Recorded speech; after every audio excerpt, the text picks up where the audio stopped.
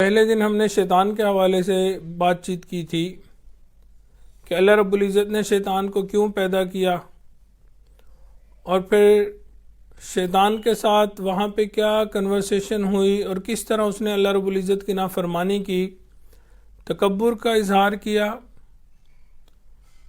انا کا اظہار کیا، اپنے آپ کو آدم علیہ السلام سے بڑا سمجھا، بڑا مانا، اور اس کا پھر نتیجہ کیا نکلا، کس طرح اللہ رب العزت نے اپنے دربار سے اس کو دھتکار دیا۔ پھر اس نے کہا تھا کہ میں آدم علیہ السلام کے اولاد کو ورغلاؤں گا، بھٹکاؤں گا، اللہ تجھ سے دور لے کے جاؤں گا۔ تو اللہ رب العزت نے اس کو کچھ طاقتیں دے دی تھیں کہ وہ ہمیں نظر نہیں آ سکتا، اس کی اولاد بہت جلدی بڑھ سکتی ہے، وہ ہمارے دلوں میں دماغوں میں وسوسے ڈال سکتا ہے۔ تو بہت ساری چیزیں اس کو اللہ نے عطا کی۔ تو آدم علیہ السلام پریشان ہوئے، انہوں نے اللہ رب العزت سے رجوع کیا تو اللہ رب العزت نے فرمایا، اے آدم، جب بھی کوئی بندہ سچے دل سے نادم و شرمندہ ہوگا، مجھ سے توبہ کرے گا، میں اس کے تمام گناہوں کو معاف کر دوں گا۔ یعنی شیطان کی سالوں کی ہوئی محنت ایک لمحے کے اندر ختم ہو جایا کرے گی۔ پھر اللہ رب العزت نے ہمیں رمضان المبارک کا مہینہ عطا فرما دیا، اور اس مہینے میں کئی بہانے عطا کر دیے۔ ہر بہانہ اللہ نے اس لیے عطا کیا تاکہ امت محمدیہ جلد سے جلد بخشی جائے۔ اللہ رب العزت نے نبی علیہ السلام کو فرمایا، وَلَسَوْفَ يُعْطِيكَ رَبُّكَ فَتَرْضَىٰ، کہ میں آپ کو راضی کر دوں گا۔ تو محبوب علیہ السلام کو راضی کرنے کا آسان طریقہ یہی تھا کہ اسی دنیا میں ان کی امتیوں کو مغفرت کر دی جائے، تاکہ قیامت کے دن زیادہ سے زیادہ لوگ آلریڈی شفاعت پا چکے ہوں۔ اب اللہ رب العزت نے رمضان المبارک میں کیا کیا بہانے بنائے؟ سب سے پہلا بہانہ یہ بنایا بخشش کا کہ شیاطین کو باندھ دیا گیا۔ جتنے سرکش شیاطین ہوتے ہیں، جبرائیل امین تشریف لاتے ہیں، فرشتے آتے ہیں ان کے ساتھ، اور جتنے بڑے شیطان ہوتے ہیں ان کو باندھ دیا جاتا ہے۔ دوسرا اللہ رب العزت نے بہانہ بنایا کہ اعمال کا ریٹ بڑھا دیا، اجر کا بدلہ بڑھا دیا۔ نفل پڑھیں گے تو فرض کے برابر ثواب ملے گا، ایک فرض پڑھیں گے تو 70 فرضوں کے برابر ثواب ملے گا۔ اور تیسرا بہانہ اللہ رب العزت نے بنایا جو ہم نے کل پڑھا تھا کہ افطار کے وقت روزے دار کی دعا قبول فرمانے کا وعدہ کر لیا کہ جو بندہ افطاری کے وقت دعا مانگے گا میں اس کی دعا کو قبول کروں گا۔ اب یہ مانگنے والے کے اوپر ڈیپینڈ کرتا ہے کہ وہ کتنی آہوزاری سے مانگتا ہے، کیا کیا دعائیں مانگتا ہے، اللہ رب العزت کو کس وقت کیسے مناتا ہے۔ کیونکہ افطاری کا وقت جو ہے وہ قبولیت دعا کا وقت ہوتا ہے۔ چوتھا بہانہ جو آج ہم پڑھیں گے کہ اللہ رب العزت نے نبی علیہ السلام کی امت کو بخشنے کے لیے چوتھا بہانہ یہ بنایا کہ جو باقی مخلوق ہے انسانوں کے علاوہ، اس کو روزے دار کی دعا پہ لگا دیا کہ ہو سکتا ہے یہ بندہ سستی کرے، کچھ نہ مانگے، بھول جائے، دنیا کے کاموں میں مصروف ہو کر محروم ہو جائے۔ اسی لیے محرومی سے بچانے کے لیے اللہ رب العزت نے مغفرت کی دعاؤں کے لیے بلوں کے اندر چیونٹیوں کو، پانی کے اندر مچھلیوں کو، اور ہوا میں پرندے جو پھر رہے ہوتے ہیں ان کو روزے دار بندے کی مغفرت کے اوپر لگا دیا کہ چیونٹیاں بلوں کے اندر دعائیں مانگتی ہیں، پانی کے اندر مچھلیاں دعائیں مانگتی ہیں، اور ہواؤں میں جو پرندے ہوتے ہیں وہ روزے دار کی مغفرت کی دعا مانگتے ہیں۔ یہ کیوں کیا؟ اسی لیے اگر بندہ بالفرض خود عمل نہ کر سکے، خود دعا نہ مانگ سکے، خود اپنی مغفرت نہ منوا سکے، تو یہ جو جانور، یہ جو پرندے، یہ جو حشرات جو ہیں انسان کے لیے دعا مانگتے ہیں، اللہ رب العزت ان کی دعاؤں کو بہانہ بنا کے اس بندے کی بخشش فرما دیں گے۔ تو چوتھا بہانہ اللہ رب العزت نے کیا بنایا کہ بندے کی مغفرت کرنے کے لیے ہواؤں میں پرندوں کو، بلوں میں چینٹیوں کو، پانی میں مچھلیوں کو انسان کی مغفرت کی دعاؤں میں لگا دیا کہ ان کی دعاؤں کو قبول کر کے اللہ رب العزت اس بندے کے گناہوں کو معاف فرما دیتے ہیں۔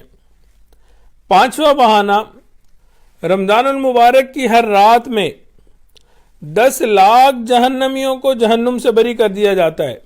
رمضان المبارک کی ہر رات کے اندر 10 لاکھ جہنمیوں کو جہنم سے بری کر دیا جاتا ہے۔ اور یہ بات تو سمجھانے کے لیے ہے ورنہ تو کس قدر معاف کرتے ہیں ہمیں اس کا اندازہ ہی نہیں ہو سکتا۔ ایک روایت میں ہے نبی علیہ الصلوۃ والسلام نے فرمایا بنی کلب ایک معروف قبیلہ تھا اس زمانے میں جو بکریاں پالنے میں بہت مشہور تھا۔ ایک بندے کے پاس 500 ہزار بکریاں ہوا کرتی تھیں، اور جب قبیلے کی ساری بکریاں نکلتی تھیں تو کتابوں میں لکھا ہے 2 پہاڑوں کے درمیان 2 پہاڑ تھے بڑے بڑے، اور ان کے درمیان بڑی ساری وادی تھی، ویلی تھی۔ تو جب سب بکریاں نکلتی تھی پورے قبیلے کی تو وہ وادی بھر جایا کرتی تھی۔ نبی علیہ الصلوۃ والسلام نے اس قبیلے کا نام لے کر فرمایا 15ویں شعبان کی رات میں اللہ رب العزت اس قبیلے کی بکریوں کے بالوں کے برابر جہنمیوں کو جہنم سے بری فرماتے ہیں۔ تو اتنی بڑی مقدار میں مغفرت کا اعلان کا مقصد یہ تھا، یقین رہے کہ مغفرت اللہ رب العزت کرنا چاہتے ہیں، لہٰذا اگر تھوڑی سی کوشش کر لیں تو ہمارے لیے آسانی ہو جائے گی۔ اب کوشش ہم نے کرنی ہے، اللہ رب العزت مغفرت کرنے کے لیے تیار بیٹھے ہیں۔ پھر اللہ رب العزت نے ایک فرشتے کے ذریعے رات میں اعلان کرواتے ہیں۔ اب اللہ رب العزت کیا اعلان کرواتے ہیں؟ فرماتے ہیں میرے بندوں سے کہہ دو هل من سائل فأعطي له، ہے کوئی سوال کرنے والا میں اس کے سوال کو پورا کر دوں۔ اب سوچئے اللہ رب العزت خود پوچھ رہے ہیں کوئی سوال کرنے والا ہے، کوئی مانگنے والا ہے؟ اگر کوئی مانگنے والا ہے، کوئی سوال کرنے والا ہے تو مجھے پتہ چلے میں اس کے سوال کو پورا کروں۔ سوچئے اگر کسی کو ضرورت ہو تو اپنے والدین سے کہتا ہے بچہ، اور کسی اور کو ضرورت ہو، کوئی حاجت مند ہو تو کسی امیر بندے سے کہتا ہے، کسی نیک دل بندے سے کہتا ہے کہ جی میری ضرورت پوری کر دیں۔ اور ایک دوسرا طریقہ ہوتا ہے کہ لوگ خود آ کے پوچھیں کہ جی آپ کی ضرورت کیا، آپ ہمیں بتائیں ہم اس کو پورا کریں۔ یہ دنیا والے کیا کسی کی ضرورت پورا کریں گے کہ اللہ رب العزت بادشاہوں کے بادشاہ، شہنشاہوں کے شہنشاہ، خود پروردگار عالم فرما رہے ہیں هل من سائل فأعطي له، ہے کوئی سوال کرنے والا، ہے کوئی مانگنے والا کہ میں اس کی ضرورت کو پورا کروں۔ ہم نے اپنے بچپن کے زمانے میں دیکھا کوئی بندہ بیمار ہوتا تھا تو فقط دواؤں پر زور نہیں دیا جاتا تھا کہ صرف میڈیسن لے لی جائیں اور پوری ہو جائیں گی، نہیں، بلکہ دواؤں کے ساتھ، میڈیسنز کے ساتھ دعائیں بھی کی جاتی تھیں، صدقہ بھی دیا جاتا تھا۔ چنانچہ ہم دیکھتے تھے کہ مسجد کے باہر جب ہم نماز پڑھ کے فجر کی نکلتے تھے تو باہر بوڑھی عورتیں اپنے بچوں کو لے کے کھڑی ہوتی تھیں، اور جو بھی نمازی نکل رہا ہوتا تھا مسجد سے وہ اس کو کہتی تھی بچے کو دم کرتے جائیں، بچہ بیمار ہے۔ چنانچہ تمام نمازی نکلتے ہوئے اس بچے کو دم کرتے ہوئے جاتے تھے۔ اب وجہ کیا تھی؟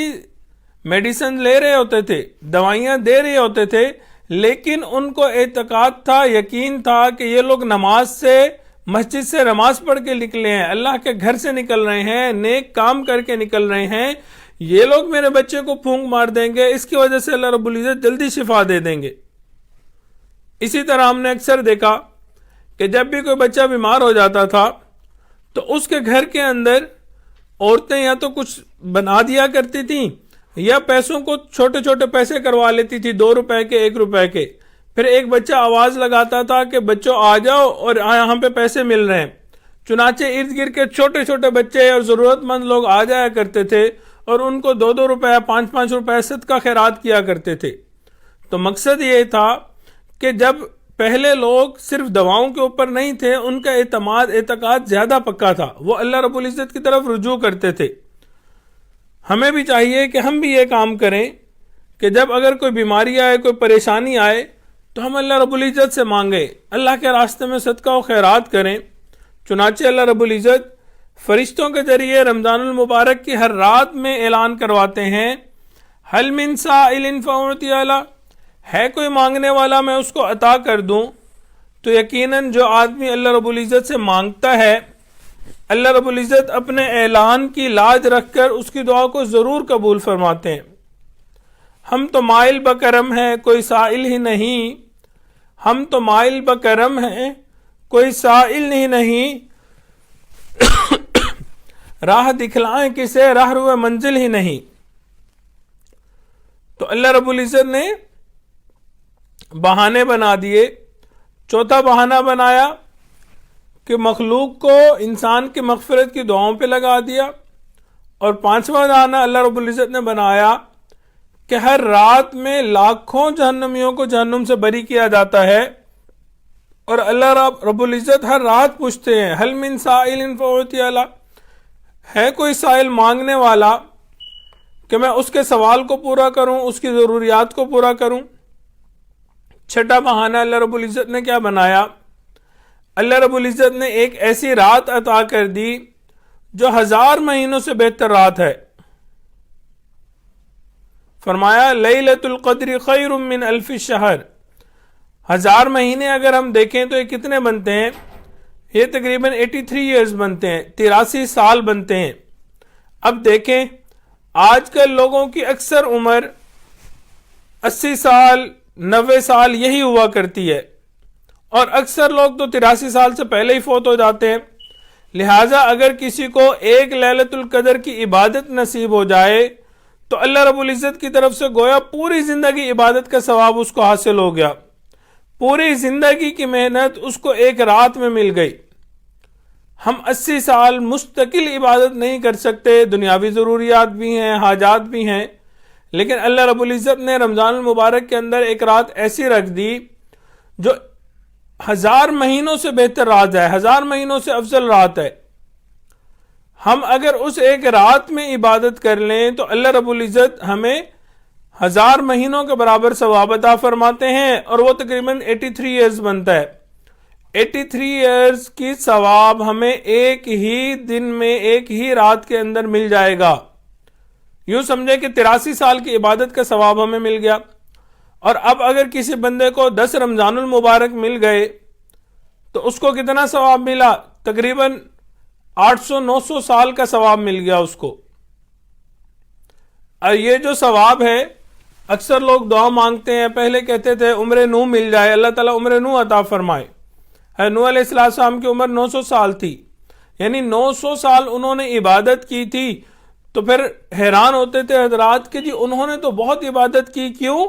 انہیں وقت بہت ملا، وہ تو اتنی لمبی لمبی عمریں جیا کرتے تھے، کئی 100 سال وہ زندہ رہتے تھے، تو وہ عبادات میں پھر آگے ہو گئے۔ تو اللہ رب العزت نے نبی علیہ السلام کی امت کے لیے خاص تحفہ عطا فرمایا کہ اگرچہ عمریں کم ہیں، کسی کی 60 سال 70 سال 80 سال تک، لیکن ایک رات ہر سال میں ایسی عطا فرما دی، اس رات میں جو بھی عبادت کرے گا اس کو 83 سال کی عبادت کا ثواب ملے گا۔ اور جس بندے نے اپنے رمضان المبارک زندگی کے 10-12 ایسے لگا لیے کہ ہر رمضان میں اس نے لیلۃ القدر میں عبادت کی، اللہ رب العزت کو منایا، اللہ کو یاد کیا، تو اس کو تو عمر نوح کے برابر ثواب مل گیا۔ تو ہم یہ نہیں کہہ سکتے کہ جی ان کی عمریں زیادہ تھیں تو اسی لیے ان نے زیادہ عبادت کی، نہیں۔ کم عمر کے اندر اللہ رب العزت نے ایسی ایسی پاسبلٹیز رکھ دیں، ایسی ایسی چیزیں رکھ دیں کہ اگر ہم ان چیزوں کو اویل کریں تو ہم اس سے زیادہ عبادت کر سکتے ہیں، زیادہ ثواب کما سکتے ہیں۔ لہذا اگر کسی کو ایک لیلۃ القدر کی عبادت نصیب ہو جائے تو اللہ رب العزت کی طرف سے گویا پوری زندگی عبادت کا ثواب اس کو حاصل ہو گیا، پوری زندگی کی محنت اس کو ایک رات میں مل گئی۔ اب یہاں ایک کوشچن پیدا ہوتا ہے، ہم لیلۃ القدر میں عبادت کیسے کریں؟ ہمیں کیسے پتا کون سی رات لیلۃ القدر کی ہے؟ تو وہ بھی بتا دیا، مطلب یہ تو متعین نہیں کیا کہ رات کون سی ہے۔ اگر متعین کر کے بتلا دیتے تو بہت سے لوگ باقی سال سوئے رہتے اور صرف اسی رات عبادت کرتے اور سوچتے جی ہم نے تو پورا سال عبادت کا، پورے زندگی کی عبادت کا ثواب لے لیا، اور اب تو ہم صرف پورا سال کام نہیں کریں گے، لیلۃ القدر میں عبادت کریں گے اور اللہ رب العزت سے ثواب کما لیا کریں گے۔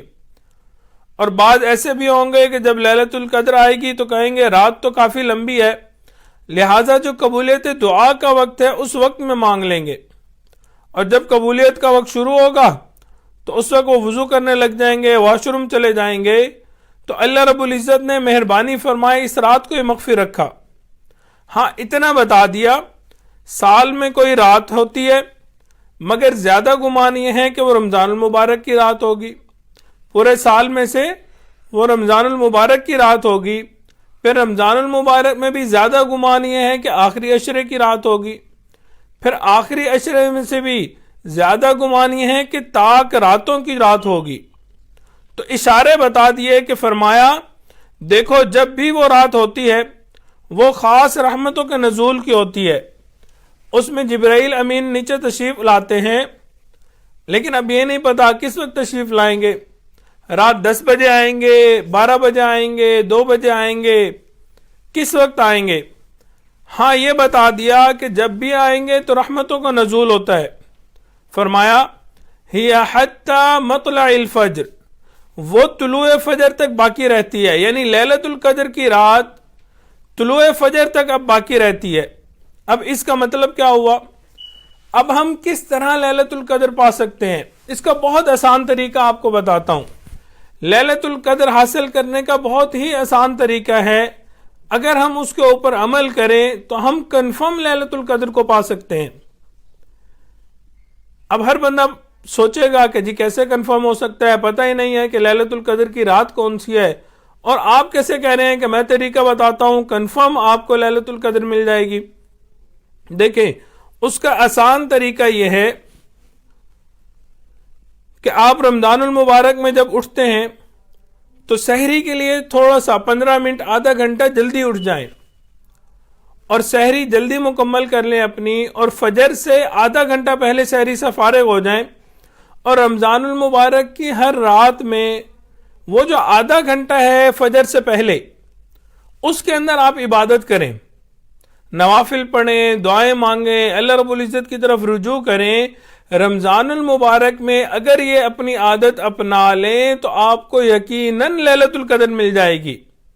وجہ کیا ہے؟ فرمایا ہی حتی مطلع الفجر، مطلع فجر تک لیلۃ القدر رہتی ہے۔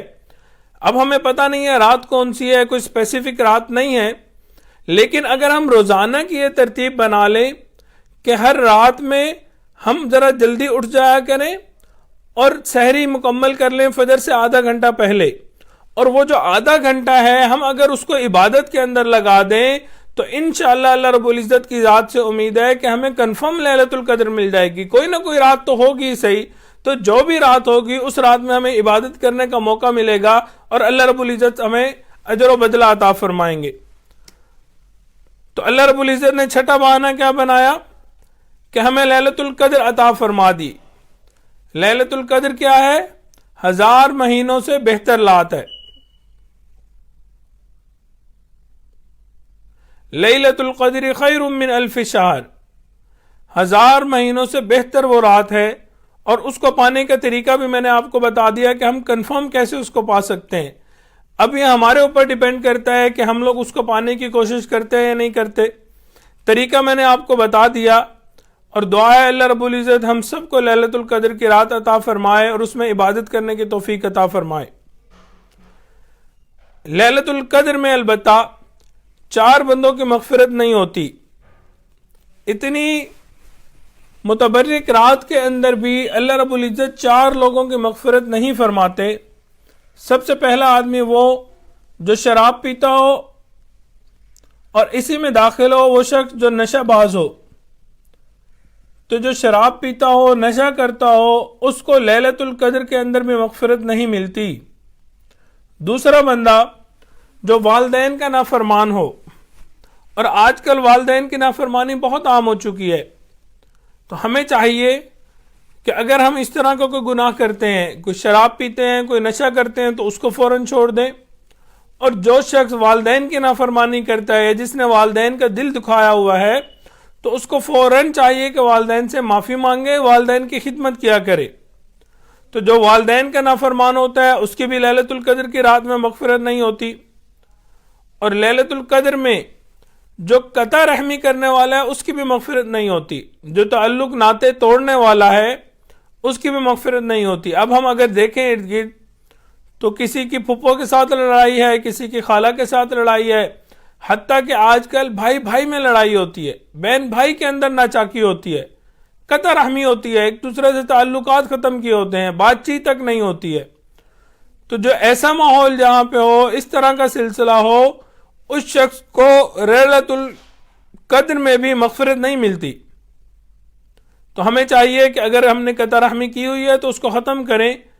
اگر ہم معافی مانگنے کے اندر پہل کریں گے تو کوئی گناہ نہیں مل جائے گا، ہماری ناک نیچی نہیں ہو جائے گی، بلکہ اللہ رب العزت ہمیں اجر و بدلہ عطا فرمائیں گے۔ ہمیں اپنی انا کو ایک سائڈ پہ رکھنا چاہیے اور اللہ رب العزت کی خاطر معافی مانگنی چاہیے، قطع رحمی کو ختم کرنا چاہیے، صلح رحمی پھیلانی چاہیے۔ اور چوتھا بندہ جس کی مغفرت نہیں ہوتی وہ بندہ ہے جس کے سینے کے اندر بغض اور کینہ ہو۔ جو شخص کسی کے لیے بغض اور کینہ رکھتا ہے اللہ رب العزت اس کی بھی مغفرت قبول نہیں فرماتے۔ تو 4 لوگ ہو گئے جن کی لیلۃ القدر میں مغفرت نہیں ہوتی۔ پہلا جو آدمی شراب پیتا ہو یا نشے باز ہو، دوسرا جو والدین کی نافرمانی کرتا ہو، تیسرا جو قطع رحمی کرنے والا ہو، چوتھا جس کے سینے کے اندر بغض اور کینہ ہو۔ ان 4 لوگوں کی لیلۃ القدر کے اندر بھی مغفرت نہیں ہوتی۔ لیلۃ القدر میں مزے کی بات یہ ہے کہ اس رات جبرائیل علیہ السلام فرشتوں کے ساتھ زمین پر اترتے ہیں، چوراہوں پر جھنڈے گاڑتے ہیں، جو لوگ دعائیں مانگ رہے ہوتے ہیں فرشتے ان بندوں کی دعاؤں پہ آمین کہتے ہیں، گویا بندے اور فرشتے دونوں دعاؤں میں شامل ہو جاتے ہیں۔ اس طرح دونوں مل کر جماعت بن گئی اور جماعت نے دعا کی، اور اللہ رب العزت اس کی برکت سے گناہ گار بندے کی توبہ کو قبول فرما لیتے ہیں، دعاؤں کو قبول فرما لیتے ہیں۔ تو ہمیں چاہیے کہ ہم سچے دل سے توبہ کریں، لیلۃ القدر پانے کی کوشش کریں، اور اس کا آسان طریقہ میں نے بتا دیا کہ ہم کنفرم کس طرح لیلۃ القدر پا سکتے ہیں۔ اب یہ ہمارے اوپر ڈیپینڈ کرتا ہے کہ ہم محنت کرتے ہیں، ایفرٹ کرتے ہیں یا نہیں کرتے۔ دعا ہے اللہ رب العزت ہمارے اس رمضان المبارک کی عبادت کو، روزوں کو، تراویح کو قبول فرمائے اور ہمارے پچھلے تمام گناہوں کو معاف فرمائے، بلکہ گناہوں کو نیکیوں میں تبدیل فرمائے۔ آج کے دن کے لیے اتنا ہی کافی، انشاءاللہ کل سے ہم 7واں بہانہ پڑھیں گے اور پھر آگے چلیں گے۔ اللہ رب العزت ہمیں اپنے مقبول بندوں میں شامل فرمائے۔ وآخر دعوانا ان الحمد للہ رب العالمین۔